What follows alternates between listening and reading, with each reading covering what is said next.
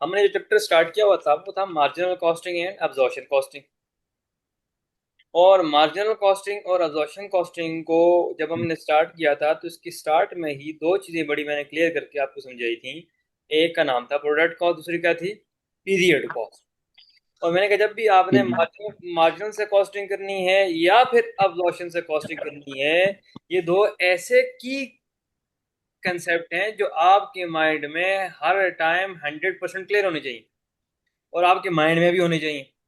आपको क्लियर भी होनी चाहिए और आपके माइंड में भी होनी चाहिए, क्योंकि आपको हर स्टेप पे ये दो कंसेप्ट अप्लाई करने हैं, प्रोडक्ट कॉस्ट और पीरियड कॉस्ट का। अगर आपको ये दो कंसेप्ट क्लियर हो जाते हैं, बाकी आपकी मार्जिनल कॉस्टिंग और एब्जॉर्प्शन कॉस्टिंग में एज सच कोई मुश्किल चीज नहीं रहती। लेकिन एटलीस्ट आपको इस चीज का पता हो या आप ये आइडेंटिफाई कर सकते हो कि ये प्रोडक्ट कॉस्ट है और इसके ऑपोजिट ये पीरियड कॉस्ट है। और याद रखिएगा, यस। प्रोडक्ट कॉस्ट एक तरह की वेरिएबल कॉस्ट होती है। जब भी आप प्रोडक्शन करेंगे तो वो कॉस्ट आएगी। Same yes. पैरेलल हम देखते हैं पीरियड कॉस्ट को, तो पीरियड कॉस्ट का कोई कंसर्न नहीं है आपके प्रोडक्ट से। आपकी कंपनी में प्रोडक्शन हो रही हो, आप वर्क कर रहे हो, एम्प्लॉइज कंपनी में हो या ना हो, आपकी ये जो पीरियड कॉस्ट होती है इस दिन कर होना ही होना होता है। इस इसको दूसरे वर्ड में आप अपनी फिक्स कॉस्ट कह सकते हैं। क्लियर?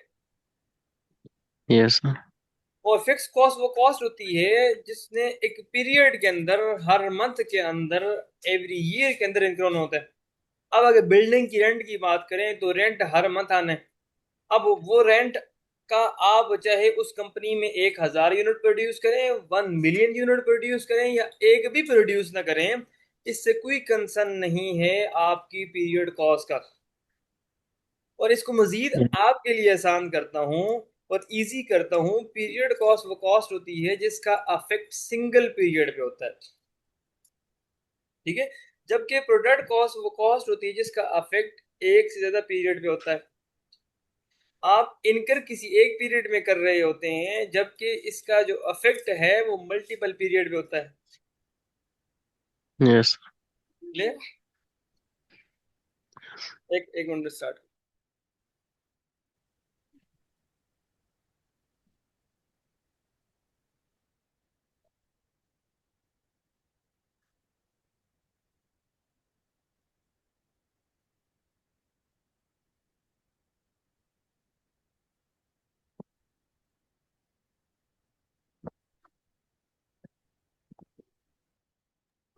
हाँ जी।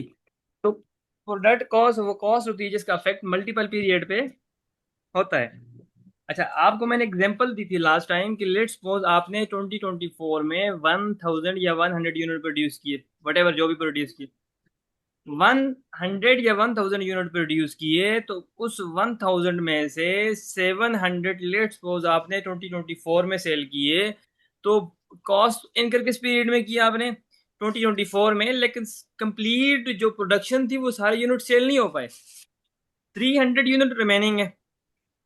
तो जो आप 2024 यस। में अपना रेवेन्यू रिपोर्ट करेंगे अपनी इनकम स्टेटमेंट में, या फिर आप मार्जिनल कॉस्टिंग से जो रेवेन्यू रिपोर्ट करेंगे या फिर अब्जॉर्प्शन से रिपोर्ट करेंगे, वो 700 यूनिट का रिपोर्ट करेंगे, ना कि 10,000 यूनिट का।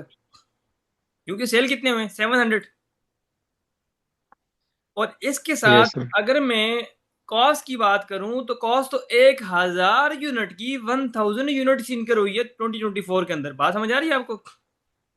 Yes sir. जो यस। आपने प्रोडक्शन की है वो 1,000 यूनिट है, और उसकी कॉस्ट जब प्रोडक्शन करेंगे तो कॉस्ट आएगी, लेबर भी लगेगा, मटेरियल भी लगेगा। जबकि उसमें से 700 सेल हुए हैं तो उसका मतलब रेवेन्यू 700 का है और बनाए 1,000 हैं। तो अब आप मैचिंग कंसेप्ट को फॉलो करते हुए जितने का रेवेन्यू ऊपर लिखा हुआ है उतनी ही यूनिट की कॉस्ट माइनस करेंगे, और जो 300 यूनिट आपके पास रिमेनिंग होंगे वो आपका एसेट बन के बैलेंस शीट में बैठ जाएंगे। Okay sir.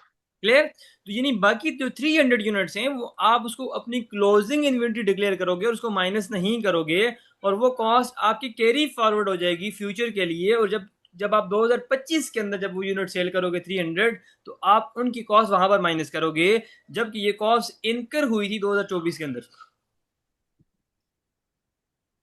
तो इस तरह आपका जो प्रोडक्ट कॉस्ट है इसका अफेक्ट मल्टीपल पीरियड पे होता है, जबकि पीरियड कॉस्ट का अफेक्ट सिंगल पीरियड पे होता है। तो आई होप सो कि आपको ये बात क्लियर होगी। और मेन जो की कंसेप्ट है सारी कॉस्टिंग के पीछे यही है।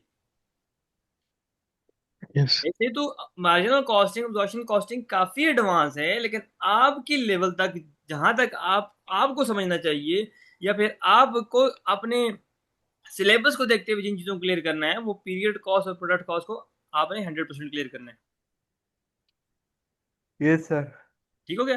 फिर नेक्स्ट चीज आपको ये पता होना चाहिए कि कौन कौन सी कॉस्टें प्रोडक्ट हैं, कौन कौन सी कॉस्टें वेरिएबल हैं। और कोई भी कॉस्ट देखें, जो जितनी ये कॉस्टें लिखी हुई हैं, इसके अलावा कोई तीसरी कॉस्ट, चौथी कॉस्ट, पांचवी कॉस्ट नहीं आ सकती। जितनी यहाँ पे लिस्ट बनी हुई है ना, direct material, direct labour, direct expenses, variable production overhead, fix production overhead, और जो नॉन प्रोडक्शन ओवरहेड हैं, वेरिएबल नॉन प्रोडक्शन ओवरहेड हैं, फिक्स नॉन प्रोडक्शन ओवरहेड हैं, ये जो आपके पास लिस्ट बनी हुई है, इसके अलावा कोई ऐसी कॉस्ट मुझे गिनवा दो जिसके अलावा आपके पास आ सकती हो।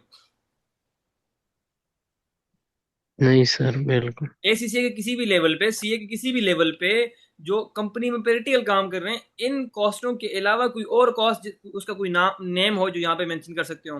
इसका मतलब यही है जो लिखी हुई। ठीक है। Yes sir. जो भी आएगी इनके अंदर आएगी। मटेरियल 100 टाइप्स का हो सकता है, वो मटेरियल के अंदर आएगा। लेबर डायरेक्ट हो सकता है, इनडायरेक्ट हो सकता है, वो लेबर के अंदर आएगा। ठीक है। या डायरेक्ट लेबर होगा तो डायरेक्ट लेबर के अंदर आएगा। अगर इनडायरेक्ट लेबर होगा तो वो आपके पास वेरिएबल नॉन प्रोडक्शन ओवरहेड के अंदर आ जाएगा।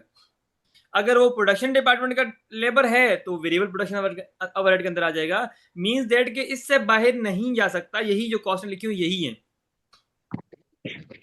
Yes. तो अब आपको यहां पर करना क्या है कि आपको पहले तो कंसेप्चुअली क्लियर करना है कि कौन सी कॉस्ट प्रोडक्ट है, कौन सी पीरियड है।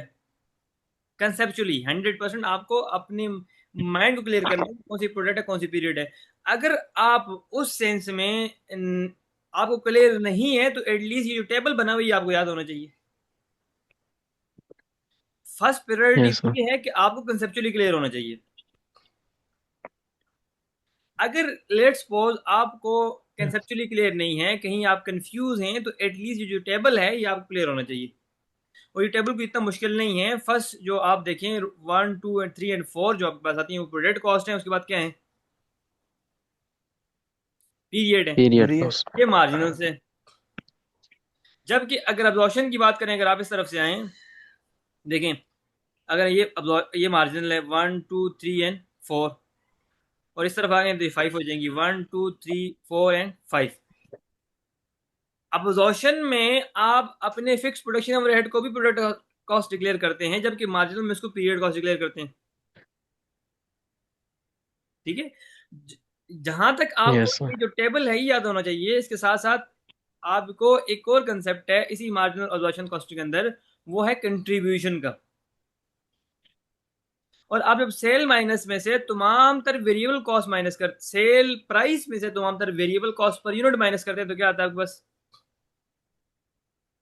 Contribution. Yeah. जब टोटल सेल रेवेन्यू में से टोटल वेरिएबल कॉस्ट माइनस करते हैं तो क्या आता है? कंट्रीब्यूशन। Contribution. लेकिन वो कंट्रीब्यूशन पर यूनिट वाला नहीं होगा। आपको दो चीजें, एक कंट्रीब्यूशन पर यूनिट वाला होगा, एक टोटल वाला कंट्रीब्यूशन होगा।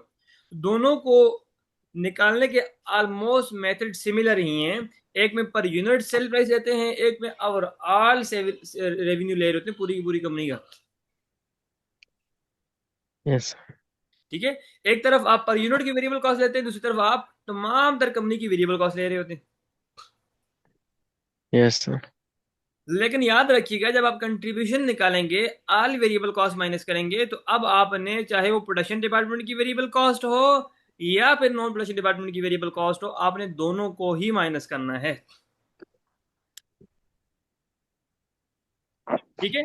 और जब इस कंट्रीब्यूशन के अंदर से अपनी फिक्स ऑल वेरिएबल कॉस्ट ना, फिक्स कॉस्ट तो माइनस नहीं की अभी, और इस कंट्रीब्यूशन के अंदर से जब फिक्स कॉस्ट माइनस कर लेते हो तो बचता है आपके पास प्रॉफिट। यानी टोटल सेल रेवेन्यू में से वेरिएबल कॉस्ट में पहले माइनस होगी थी तमाम तर, अब उस वेरिएबल कॉस्ट माइनस करने के बाद आपके पास आया था कंट्रीब्यूशन, और अब आप कंट्रीब्यूशन में से फिक्स कॉस्ट माइनस करने जा रहे हो, और जैसे ही आपने तमाम तर फिक्स कॉस्ट माइनस की, चाहे वो प्रोडक्शन डिपार्टमेंट की हो या फिर हो नॉन प्रोडक्शन डिपार्टमेंट की, तो आपके पास आ जाता है profit. Clear? Yes sir. Clear? तो ये आप अगर कंट्रीब्यूशन फाइंड करना हो तो आप इस तरह से इस फार्मूला को फॉलो करते हुए, या फिर आपने इसी आपको कंट्रीब्यूशन दिया गया हो और आपने नेट प्रॉफिट की तरफ जाना हो, तो आप इस फार्मूले को फॉलो करके आप प्रॉफिट या फिर कंट्रीब्यूशन फाइंड कर रहे होते हैं। ओके। Yes sir. अच्छा, मैंने आपको कुछ Yes, क्वेश्चंस भी करवाए थे जहां पर हमने मार्जिनल से भी प्रॉफिट निकाला था और अब्जॉर्प्शन से प्रॉफिट निकाला था, अगर आपको याद हो पुरानी बातें। यस सर, याद है ठीक मुझे। है। एक जगह पर हमारा प्रॉफिट ज्यादा आ रहा था, एक जगह पर प्रॉफिट कम आ रहा था, कोई ऐसा भी हमने सिनेरियो पढ़ा था। और एक जगह पर ऐसा था कि हमारे पास yes, sir. दोनों से प्रॉफिट सेम आ रहा था, कोई ऐसा भी सिनेरियो था हमारे पास। Yes, हमने मार्जिनल से अपना प्रॉफिट निकाला था और उसी के साथ उसी क्वेश्चन को हमने अब्जॉर्प्शन से भी सोल्व किया था। तो एक ऐसा केस था कि जिसमें हमारा प्रॉफिट सेम आ रहा था। याद है कि किस केस में हमारा प्रॉफिट सेम आ रहा था? सर जब क्लोजिंग और sir. Absorption. Opening inventory same हो सर। जब क्लोजिंग और ओपनिंग इन्वेंट्री सेम हो। यानी आप दूसरे वर्ड में ये कह सकते हैं कि जब इन्वेंट्री में चेंज ना आए तो उस वक्त प्रॉफिट सेम होता है। Yes Yes, sir. sir. आप यही कह रहे हैं ना कि जब ओपनिंग भी वही हो क्लोजिंग भी वही हो, इसका मतलब ये है कि जब इन्वेंट्री में चेंज ना आए उसका मतलब प्रॉफिट सेम होगा। और इसी Yes, sir. तरह अगर ओपनिंग इन्वेंट्री से क्लोजिंग इन्वेंट्री इंक्रीज कर जाए, ओपनिंग इन्वेंट्री से, Closing inventory increase. जी, ओपनिंग आपके पास कितनी हो, ओपनिंग आपके पास 500 हो और क्लोजिंग 800 हो जाए। क्लियर? तो जब क्लोजिंग इन्वेंट्री इंक्रीज करेगी तो इस केस में आपका जो मार्जिनल का प्रॉफिट है वो आपके पास कम रहेगा, जबकि इंक्रीज। अब्जॉर्प्शन का ज्यादा हो जाएगा। Yes sir. क्लियर? जब Yes, क्लोजिंग इन्वेंट्री इंक्रीज कर रही हो तो अब्जॉर्प्शन का प्रॉफिट ज्यादा same. होता है। उसकी एक रीजन ये भी है, जब आप प्रैक्टिकल क्वेश्चन सोल्व करते हैं तो आप अपनी फिक्स कॉस्ट को भी प्रोडक्ट कॉस्ट डिक्लेयर करके उसको नेक्स्ट पीरियड में शिफ्ट कर देते हैं। Yes, sir. जैसे आपने 1000 यूनिट प्रोड्यूस किए थे, उसमें से 700 माइनस किए थे और बाकी 300 यूनिट्स आपने 2025 को ट्रांसफर किए थे, इसी तरह आप फिक्स कॉस्ट को भी कुछ फिक्स कॉस्ट यहाँ माइनस करते हो ओआर की बेस पे, कुछ फिक्स कॉस्ट आगे ट्रांसफर कर देते हो नेक्स्ट पीरियड में। Yes, sir. इसका मतलब यह है कि जब दोनों की प्रॉफिट में जो चीज डिफरेंस लेकर आएगी वो एक क्लोजिंग इन्वेंट्री होगी और एक आपके पास ओआर होगा। Yes, sir. जब भी मार्जिनल कॉस्ट कॉस्टिंग और अब्जॉर्प्शन कॉस्टिंग के प्रॉफिट में डिफरेंस देखो तो वहां पर जो डिफरेंस होता है, वो जो डिफरेंस को राइज करता है वो दो चीजें, एक आपके पास ओआर, दूसरा क्या होता है, Sir. क्लोजिंग इन्वेंट्री का चेंज। ये हमने प्रूफ भी किया था, अगर आपको याद हो तो मैंने प्रैक्टिकली प्रूफ करके दिखाया था कि जो प्रॉफिट में चेंज आ रहा था 4000 का, मैंने ओ ए आर से आपकी चेंज इन इन्वेंट्री को मल्टीप्लाई किया था, तो हमारे पास जो डिफरेंस आ रहा था वो भी 4000 आया था। Yes, sir. तो जब भी आप चेंज इन प्रॉफिट निकालोगे तो उसका फॉर्मूला आपके पास होता है कि O A R into change in inventory, O A R into change in inventory. अब Inventory. चेंज इन इन्वेंट्री को कैसे देखें? मेरे पास ओपनिंग 500 है, क्लोजिंग 800 है, तो उसका मतलब 300 से इंक्रीज आ रहा है। मेरे पास ओपनिंग 800 Yes. है, क्लोजिंग 1300 है, तो 300 500 से इंक्रीज आ रहा है। मेरे यस पास सर। ओपनिंग 2000 है, क्लोजिंग 3000 है, तो 1000 से इंक्रीज आ रहा है। Are you clear? Yes. और यस सर। मेरे पास ओपनिंग Yes, sir. 1800 है, क्लोजिंग 1200 है, तो 600 से डिक्रीज आ रहा है। Yes, sir. क्लियर? तो आपको इंक्रीज इन इन्वेंट्री और डिक्रीज इन इन्वेंट्री को फाइंड करना आना चाहिए। Yes sir. दूसरी चीज सर ये आपको, अगर डिक यस सर, जी जी, सर जी अगर कभी मतलब डिक्रीज हो जाए तो फिर हमारे पास मार्जिनल का प्रॉफिट बढ़ेगा और अब्जॉर्प्शन एग्जैक्टली कम उसके होगा। इनवर्स, उसके इनवर्स हो जाएगा ना। जब आपकी इन्वेंट्री इंक्रीज करेगी तो अब्जॉर्प्शन का ज्यादा है, जब डिक्रीज करेगी तो मार्जिनल का। Yes sir. क्लियर? यानी उसके ऑपोजिट हो जाएगा। ठीक है सर। ठीक है, इनका इनवर्स रिलेशनशिप है। ओके। अच्छा, अब नेक्स्ट चीज मैंने आपको समझा रहा था कि आपको ओ ए आर फाइंड करना आना चाहिए, जो कि आपने ओवरहेड वाले चैप्टर में उसको सीखा भी है। Yes sir. और ओ ए आर निकालते हैं, अगर आप यहाँ पर देखें तो यहाँ पर लिखा हुआ है O A R equal to budgeted overhead divide by budgeted activity level. Activity. अच्छा, यहाँ पर ये भी लिखा हो सकता था actual overhead divide by actual activity.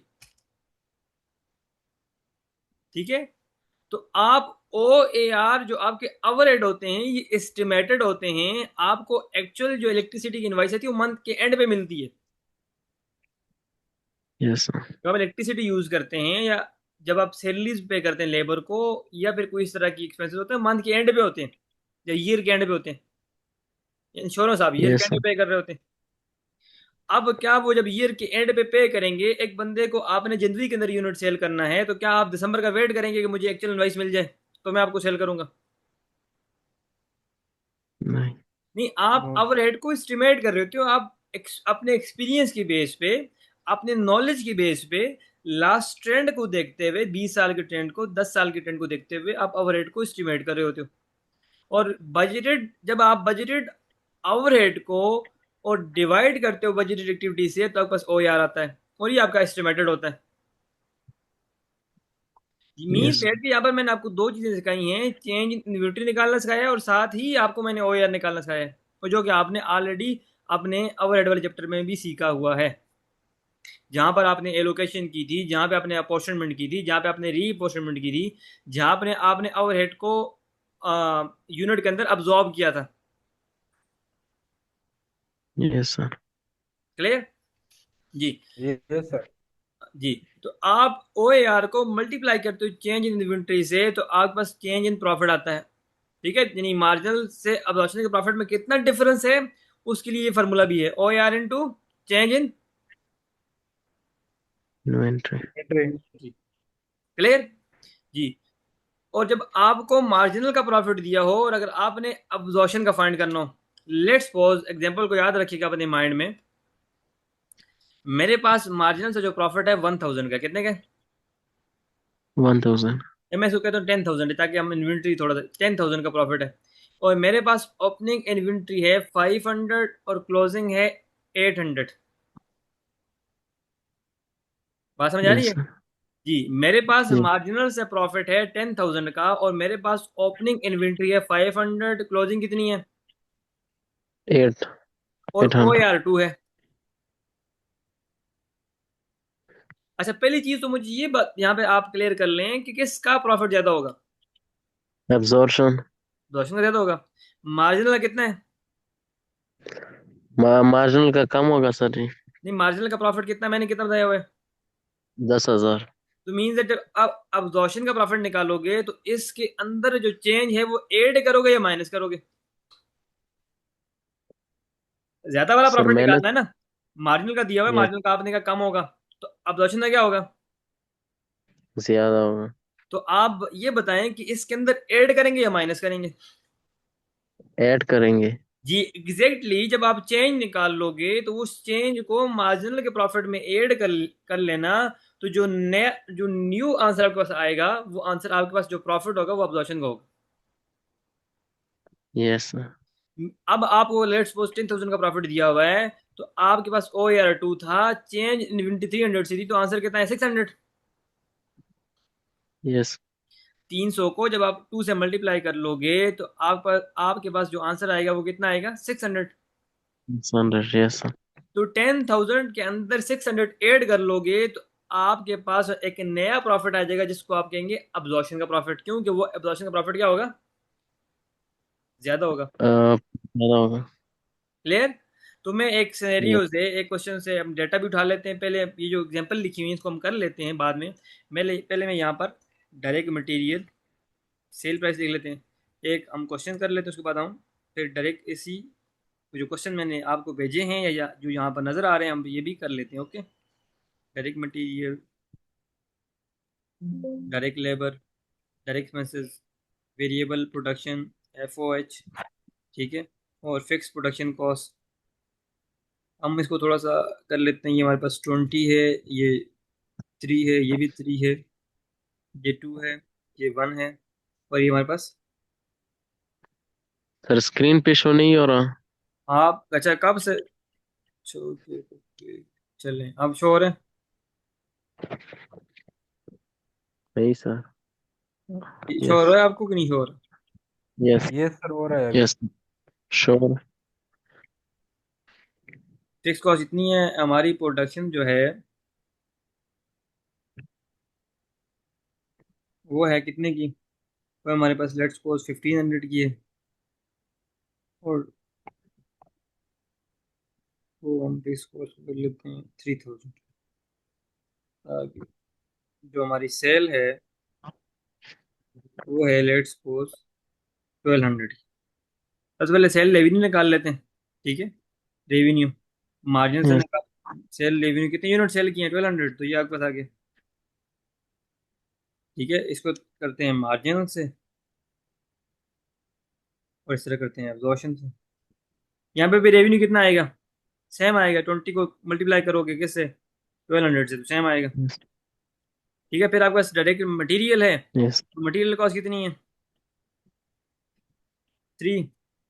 और आपके पास यूनिट कितने सेल हुए हैं? 1200। अब मैं 1500 यूनिट प्रोड्यूस किए, 1200। लेकिन उतने यूनिट की कॉस्ट माइनस नहीं कर रहा। ऊपर जितनी यूनिट का रेवेन्यू लिखा है उतनी ही यूनिट की कॉस्ट माइनस कर रहा हूँ, ठीक है। नेक्स्ट आप देखें तो फिर वही यस। आपके पास 3 है, मल्टीप्लाई बाय 1200। नेक्स्ट आपके पास फिर से 2 है, और इस तरह मैं मल्टीप्लाई कर लेता हूँ,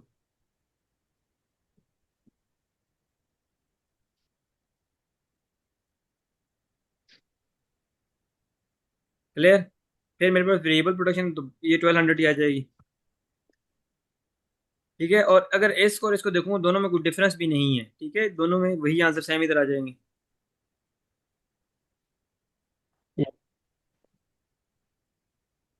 क्लियर। सेल में से तमाम तरह वेरिएबल कॉस्ट माइनस करूंगा तो मेरे पास आ जाएगा कंट्रीब्यूशन, ठीक है। आ गया।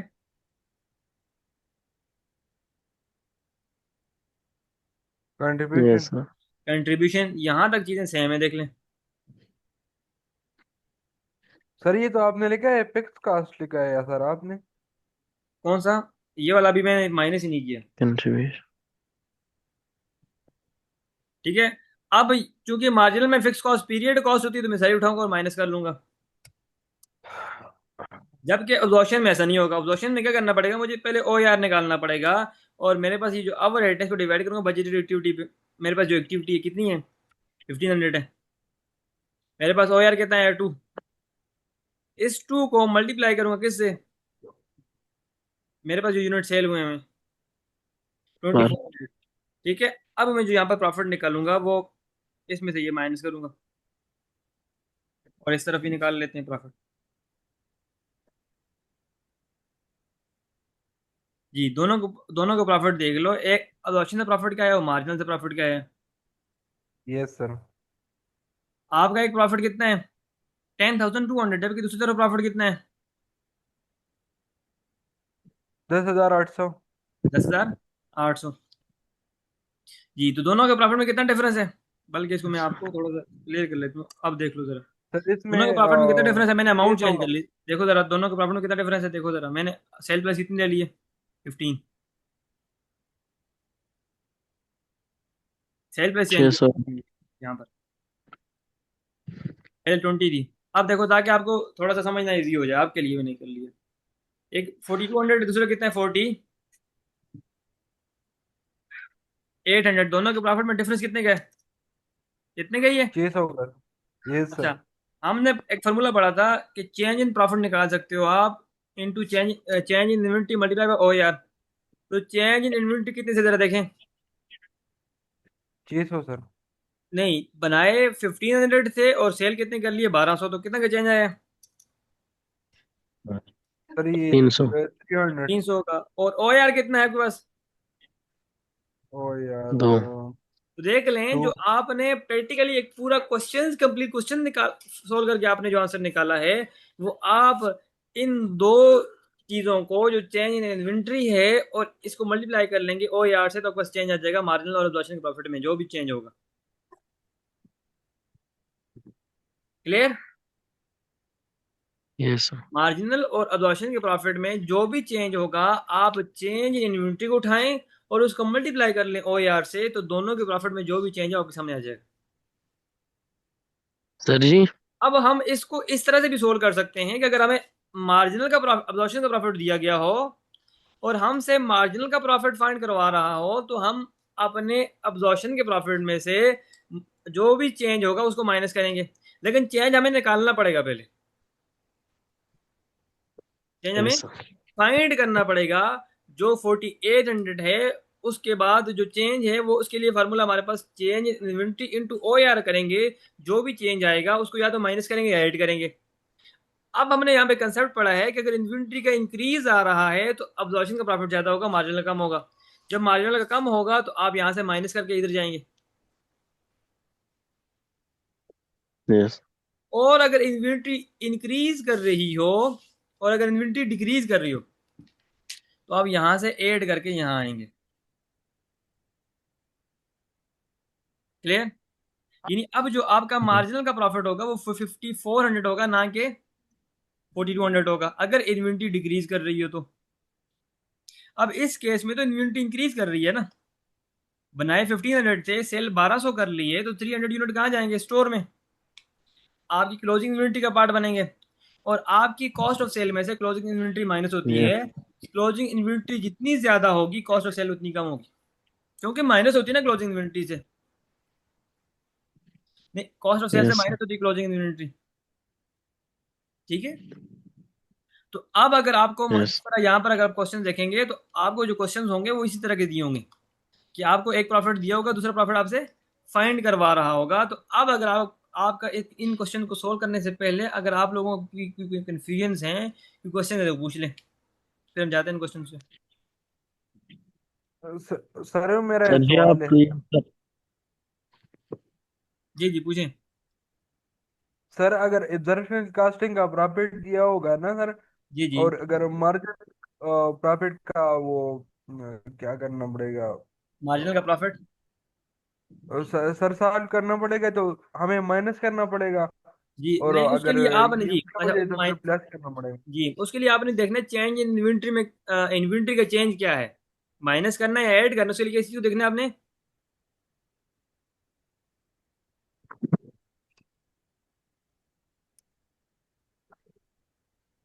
क्या लिखा है मैंने?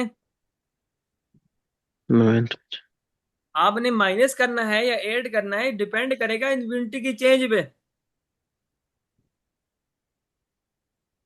क्लियर? आपने माइनस करना है या ये सर। ऐड करना है, डिपेंड करेगा इन्वेंट्री की चेंज पे। और दूसरी चीज, आप जैसे आपने कहा कि आपको अब्जॉर्प्शन का प्रॉफिट दिया हो, यही क्या है ना। यस। ये सर। ये सर। और अगर इन्वेंट्री कर रही हो इंक्रीज, इन्वेंट्री कर रही हो इंक्रीज। Increase, increase. तो आपके अब्जॉर्प्शन का प्रॉफिट ज्यादा होगा, तो अगर मार्जिनल का फाइंड करना है तो माइनस करोगे। लेकिन माइनस इस ठीक है केस सर। में करोगे कि आपको प्रॉफिट कौन सा दिया गया हो, ऑब्जर्व। अब्जॉर्प्शन का। और अब्जॉर्प्शन का प्रॉफिट ज्यादा होता है इंक्रीज इन इन्वेंट्री से। और अगर लेट्स सपोज मैं कहता हूँ आपको मार्जिनल का प्रॉफिट दिया हो, तो ठीक है। यस। फिर सर आप फिर ऐड करके प्रॉफिट, आप ये वाला प्रॉफिट फाइंड करोगे, क्योंकि इन्वेंट्री क्या हो रही है? Increase. Increase. In simple word आपको ये याद रखना है कि जब भी इन्वेंट्री इंक्रीज करेगी तो अब्जॉर्प्शन का प्रॉफिट ज्यादा होगा।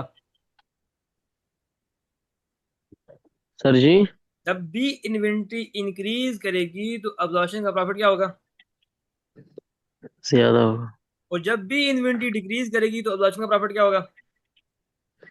कम होगा। सर जी आप मुझे सर ये बोल दे कि ये हमें पता किस तरह चलेगा कि इंक्रीज कर रहा है या डिक्रीज। यहाँ पर तो प्रोडक्शन 1500 की हुई है और सेल 1200। तो ये 300 का में मतलब किस तरह पता 300 चलेगा कि। देखें, आपको यहीं से नजर आ रहा है ना, ये 300 देखें।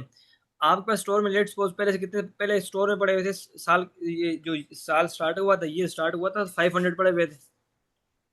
यस। फिर आपने कितने बना लिए? 1500। सेल कितने कर लिए? 1200। तो बाकी जो यूनिट होंगे कहाँ जाएंगे? स्टोर में। स्टोर में इन्वेंट्री में इंक्रीज आएगा या डिक्रीज आएगा? यस सर इन्वेंट्री में इंक्रीज है। इंक्रीज आएगा ना, तो आपने इसको इस तरह से समझना है। अब जब ओके हम यहाँ सर। पर क्वेश्चन में जाएंगे, तो अगर आप इस डेटा को देखें तो यहाँ पे भी कुछ इस तरह से डेटा आपको दिया होगा। ओपनिंग इतनी है, क्लोजिंग इतनी है। Yes sir. ठीक है, तो चेंज निकालने की दो बातें होना, दो दो चीजों का होना जरूरी है। चेंज तभी निकलेगा जब आपके पास दो चीजें होंगी। एक चेंज इन इन्वेंट्री आप फाइंड कर लो, दूसरी क्या क्या आपके पास होनी चाहिए? ओ ए आर। Yes sir. दोनों चीजें होंगी तो आप प्रॉफिट का चेंज फाइंड कर सकते हो। अब मेरे पास क्वेश्चन नंबर 2 है, देखें जरा। फर्स्ट मैं खुद नहीं करवा रहा, फर्स्ट मैं जरा आपसे सोल्व करवाता हूँ। क्वेश्चन नंबर 2 देखें। यहाँ पर मुझे ओ ए आर दिया हुआ है। Yes O sir.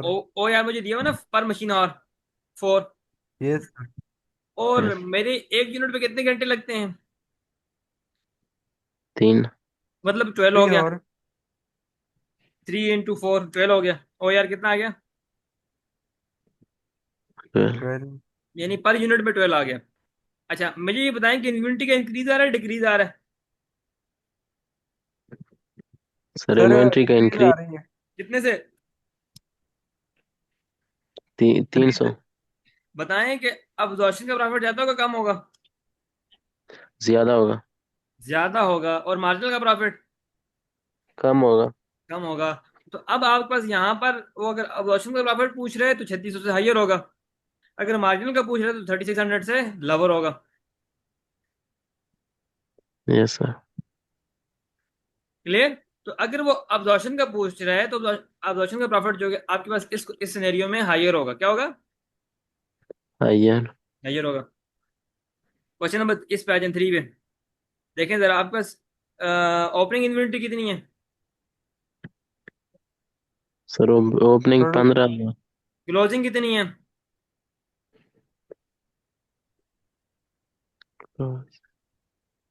क्लोजिंग कितनी है? ये लिखी हुई है। 20,000। अगर यस आप सर यहाँ पे 20 था। देखें, ओपनिंग इन्वेंट्री 1500 एंड क्लोजिंग कितनी है? 20,000। 20। तो चेंज कितने से? 5,000। इन प्रॉफिट ज्यादा होगा कम होगा? ज्यादा होगा। किसका प्रॉफिट ज्यादा होगा? एब्जॉर्प्शन। और मार्जिनल क्या होगा? कम होगा। कम होगा। ये बात अपने माइंड में रखना। यहाँ पर आपको ओ आर दिया हुआ, कितना दिया हुआ है? 8। 8। इसका मतलब ये है कि इतनी अमाउंट है तो प्रॉफिट ज्यादा निकालेंगे या कम निकालेंगे? या तो हम 40,000 ऐड कर रहे होंगे, 40,000 माइनस कर रहे होंगे। डिपेंड करता है हमें प्रॉफिट दिया कौन सा हुआ है। मार्जिनल कॉस्टिंग भी हुआ है इसमें। हमें प्रॉफिट यहाँ पे दिया हुआ है 130,000 किसका दिया हुआ है? अब्जॉर्प्शन का। और फाइंड कौन सा करवा रहा है? Marginal costing. अच्छा, इन्वेंट्री इंक्रीज करे तो प्रॉफिट किससे ज्यादा होता है?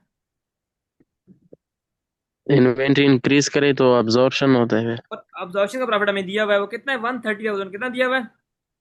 130। और मार्जिनल का प्रॉफिट इससे कम होगा या ज्यादा होगा? कम। तो इससे माइनस करेंगे ना 40,000, यस सर। ताकि हमारे पास कम वाला प्रॉफिट आए। कितना आंसर आएगा? 90,000। 90,000। अब क्वेश्चन नंबर 1 पे आ जाए। यहाँ पे चेंज इन्वेंट्री है यस सर। कितनी है? 2,000। किसका प्रॉफिट ज्यादा होगा? एब्जॉर्प्शन। तो ये दो। नहीं नहीं सर जी सर।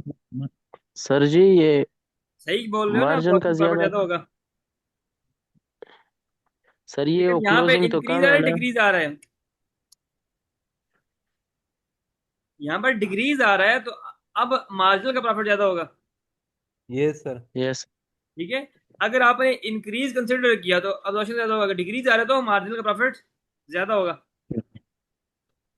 यहाँ पे यस हमें सर। प्रॉफिट दिया कौन सा हुआ है? एब्जॉर्प्शन का। तो इससे आपके मार्जिन का प्रॉफिट ज्यादा होगा कम होगा? सर इससे ज्यादा होगा। इसमें ऐड करेंगे ना, यस सर। यस। इसमें ऐड करेंगे। ये बात तो क्लियर होगी, यहाँ तक बात क्लियर। अब मुझे चेंज निकालने के लिए दो चीजें चाहिए होती हैं, कौन कौन सी? ओ ए आर और एक तो ए आर सर चाहिए। और चेंज इन इन्वेंट्री आपने निकाल ली, 2000 से कम हो रही है। लेकिन हमें यहाँ पे इस क्वेश्चन में OAR गिवन है, नहीं तो फिर कौन सा ऑप्शन बनता है हमारे पास? सर ये डी वाला इम्पॉसिबल टू कैलकुलेट। जी एग्जैक्टली exactly, हमारे लिए अब इम्पॉसिबल हो गया है। अब दो चीजें तो हम एक्स लेके तो नहीं फाइंड कर सकते ना। 2 + 2 इज ये इक्वल टू 4। हम क्या x + x is equal to, तो वो तो आंसर नहीं आ सकता ना। सर मतलब कि ओ यार हमें जरूर दिया होगा, अगर ना दिया हो तो फिर ये इम्पॉसिबल है। हम डेफिनेटली, इसीलिए तो आपके सामने ये सिनेरियो रखा गया है कि दो चीजें आपके पास होंगी तो आप चेंज निकाल सकते हो। Okay sir. अगर ये दो चीजें नहीं गिवन तो आप चेंज नहीं निकाल सकते। Yes sir. क्लियर? अच्छा इस क्वेश्चन पे आ जाए, ये सिनेरियो पे आ जाए, क्वेश्चन नंबर 2 भी यहाँ पे। ओपनिंग इन्वेंट्री कितनी है? 48,500। 500। क्लोजिंग? क्लोजिंग कम है सर 45। 40। इसका प्रॉफिट ज्यादा होगा? अब्जॉर मार्जिन का। मार्जिनल का प्रॉफिट ज्यादा होगा, एग्जैक्टली 100% ठीक का है। कौन सा प्रॉफिट दिया हुआ है? सर हमें मार्जिन का प्रॉफिट मार्जिन दिए का। है। मार्जिनल का भी दिया और एब्जॉर्प्शन का भी दिया, देखे जरा कितना। नहीं किधर है, हाँ कौन सा प्रॉफिट दिया, नहीं ये देखे जरा, ये लिखा हुआ है। मार्जिनल का प्रॉफिट भी दिया और यस अब्जॉर्प्शन सर। का भी। मार्जिनल का प्रॉफिट भी दिया, एब्जॉर्प्शन का प्रॉफिट भी दिया, और आपसे OAR कैलकुलेट करवाया है उसने, का 20 भी और आपको घुमाया है। अच्छा टाइम 1 मिनट रह गया, आप दोबारा से ज्वाइन कर लें, ये मीटिंग एंड होने वाली नहीं है।